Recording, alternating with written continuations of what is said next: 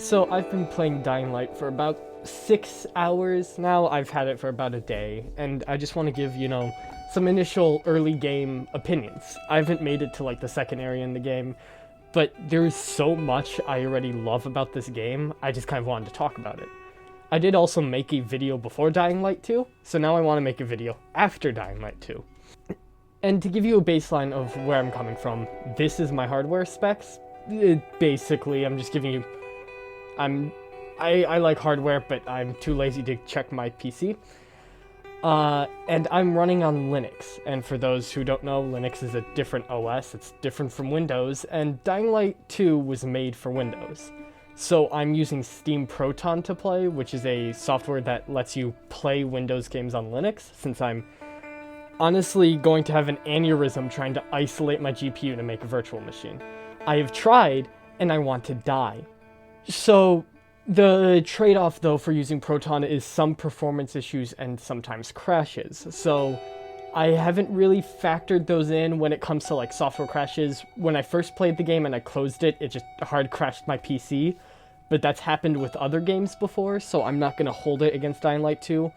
And most performance issues I'm going to attribute to Proton, since most of my Linux games that even should run pretty smooth have some issues. But that being said, this game runs like butter. I've heard a lot of people complaining about, glitches and bugs, but for the most part, except for the occasional ragdoll, I haven't found many bugs. Sometimes the parkour will mess up a bit and I clip into the ground a bit, but nothing game breaking. Again, I'm still early game, I will say, but I've been playing it for a good chunk, and I kind of try to find ways to break it. But for the most part, the game has been running and playing smoothly.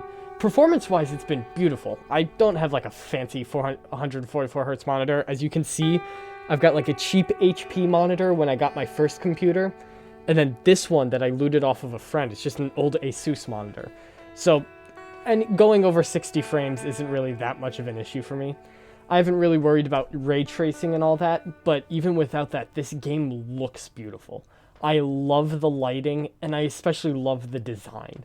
The graphics of the game are almost just as important to me than the art style it chooses, the art direction. I would actually say the art direction of a game matters more. You could have a PS1 looking game, but if the direction you decide, this way you decide to present yourself is on point, I'm going to love the way it looks. And this game looks beautiful, graphically and design-wise. I'm a big kind of simp for overgrown foliage in cities and on top of buildings and all that, so that's already won me over. And graphically, it looks stellar. It's not amazing, and Dying Light 1 still looks pretty good. And you have your graphical issues when it comes to models for NPCs. Some of them can look pretty basic and kind of bad, but for the most part, running around looks beautiful. And running around, the gameplay they nailed to a T. It is so fun to run around, and I'm still an early game with low stamina and not that many abilities, but I still find major enjoyment in just running around the city. Most of the hours I've put in Dying Light 1 is me just booting it up to play some parkour game for a while. And I can totally see myself doing this here. I can't wait till I get more of the parkour abilities and head into the bigger part of the city, which I've just heard only good things about exploration-wise. It feels slightly floaty, the parkour, but I wouldn't say to a degree where it ruins it completely. You do have a pretty big jump compared to the last game, but I kind of like this. Makes me feel kind of like a little superhero. But overall, I think they nailed the parkour, and that's what I was really concerned about. And I honestly just love it. And then the combat. Oh my goodness. The combat in Dying Light 1 against zombies was good. You had to be strategical, use the environment. But the combat against humans was so painful. I'd rather play a buggy version of Cyberpunk 2077 start to finish. It was so bad. Humans could block, continuously dodge, use endless amounts of projectiles, while you couldn't. You had projectiles, but They were slower than the way the NPCs could. You can't block. You had stamina you had to worry about. And sometimes the NPCs would just continuously dodge. Here, they've fixed that. You can just block right out of the gate, which is so nice. And then you've got a parry system. And the humans themselves have been kind of molded so it's easier to attack. I love the attention of detail they put in, where if you use a specific attack too many times, humans will start dodging it. Like if you start doing your basic light attacks, humans are going to block since you can't get past those. But if you use your big charge attacks too much, humans are going to start dodging out of the way. So you've got to mix up your gameplay style. And I can't say how much I love stuff like this, where the enemies adapt to the way you're playing, so you have to constantly switch around so you can get around their defenses. That attention to detail,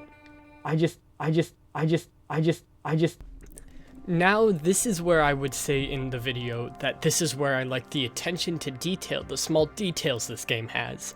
But for some reason, my mic decided to jump itself off a cliff, and every 5 minutes would turn the gain up, and then stop recording for 5 seconds, and it also desynced the audio, so it completely ruined the video audio mix, and I would just use the audio from my camera, but since I'm wearing a mask and it's a GoPro, it's not exactly designed to record sound. So the rest of this video is just going to be me voicing over the gameplay, because since I recorded that video, it took me so long to start getting editing that I've actually put a couple more hours in the game. I would still consider myself early game, haven't made it to the center yet. I've just now, I think, picked an allegiance, and there are some more things I want to say that I don't think I touched on in my initial recording. I do want to start with some bad things, though, kind of get them out of the way. One of these being ladders.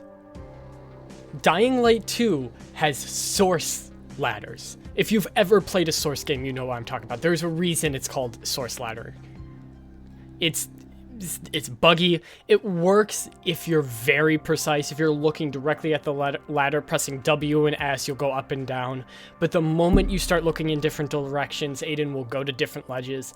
It's just very annoying and meticulous to traverse. It's not a major issue, but it's an annoying one. Mainly going down ladders is a pain in the butt. Another issue I've noticed is I actually played some co-op, and the co-op actually dropped my frames a bit. Playing co-op has kind of dropped my frames, and when I was playing co-op, I was farther ahead in the story than the other players. And I was at the point where I could choose factions, and when you choose factions, you can start claiming safe houses, and the safe houses are to your faction's side. Well, I was in the part of the story where they weren't there yet. They were farther back, and when we claimed a windmill, it became a part of the Peacekeepers, which was the faction I chose. Granted, they weren't as mad about this because they were going to choose Peacekeepers, but I remember when I was at that part of the story, that didn't happen. So there was some bug there, I would think. Also, I've had a small bug where my game keeps crashing every time I tab out in multiplayer. I'm not sure if that's a Linux thing or if that's a game thing. As I stated it earlier, some of the bugs is going to be hard to discern whether it's from me playing on Linux or the game itself. And then lastly, I'm going to put a spoiler warning here. It's a small spoiler. If you get to a certain point and you make a decision, you can fight Hernando or Sophie's bodyguard from the Bazaar. This boss fight's there were other mini boss fights that were interesting. When I had to claim a bandit camp, I kind of cheesed it by just kicking the dude into some spikes, but that's how you should. That I think the game encourages that. Hernando is just, you fight him in a box, and it's not that fun, honestly. It's just a lot of hit and dodge, and there's not much of the environment you can take advantage of. You're just in a box, and as he keeps going, he just hits quicker and quicker, so you just gotta keep dodging and then hit him once. And maybe it's because I didn't have a good enough weapon, but I was barely doing any damage. It was just a annoying thing to do, especially since he was using a heavy weapon. It would constantly knock me over if it just grazed me. But for the most part, that's kind of all the negative stuff I've got to say that I've experienced from this game so far. Not saying, again, it's a perfect game. It's got its issues. The story's okay. But for the most part, I've been enjoying it. So let's go back to what I was originally going to talk about, the tiny details. These are going to be my famous last words, but I trust Techland. I trust them to keep up with the game. They've been doing it with Dying Light for 6+ years, constantly adding events and updates. When I initially played Dying Light, when you healed yourself with a medkit, it instantly restored your health. When I decided to replay it like 3 months later, they updated it to when you heal, you restore a chunk and then slowly over time. They were changing core game mechanics in the game. And maybe some of this might have been to test if people would like it for Dying Light 2.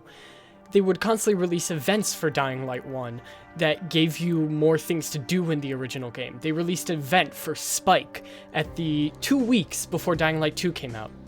And lest you guess, you see Spike at the very start of Dying Light 2. I trust Techland to keep up with this game somewhat. It's kind of sad that one of the main critiques is the story, and that's really something that's going to be hard to change without like a big DLC or an extension, since the story is so baked into the game itself. But I trust them to fix bugs and gameplay issues. And the reason I trust them for this is because they show a clear passion for the game. There is serious attention to detail in some of the parts. I love the ambience of this game. In Dying Light 1, you would occasionally hear just the screams of zombies as ambience. Wasn't a bad thing, it set the mood. This game makes the world feel much more alive, because next to the zombie screams, you'll hear people getting eaten by zombies from inside houses. And unlike Dying Light 1, where it was just a scream that echoed through the city, you can almost tell when you walk by a house when somebody is getting like eaten in that house. You can hear it coming from that location. You can hear zombies, you can hear commotion coming from inside buildings that you can't even access, which makes this world feel so much more alive. I also love their attention to detail when it comes to the questing system. Another small nitpick is this game has a lot of Ubisoft issue with cutscenes where when you stop talking to somebody, they will walk outside your cone of vision and then disappear. Dying Light 2 has quite a bit of this, and it's not a major issue, it's just kind of like, again. But I think they compensate this well with, I really like how they do quests. Or initiate quests. Main story quests or side quests. I did this side quest that was a history quest. I saw the notification, on my HUD telling me there was a quest giver. So I decided to walk up to the area and accept the quest. But before I even talked to the guy, I walked in the building, he said, maybe this young man here can help us. And I love that. It puts initiative on the player. Sure, the player is being told this guy has a quest for you, but what if I didn't see that? If I walked by, I would have stopped and talked to him.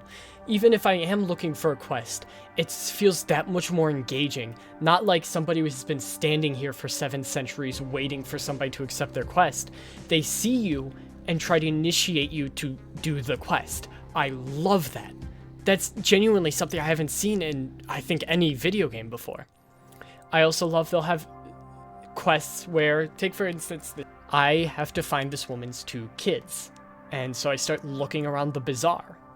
And I can't find them. I'm using my survivor sense, and there's, no notification telling me where to go, because I'm supposed to look.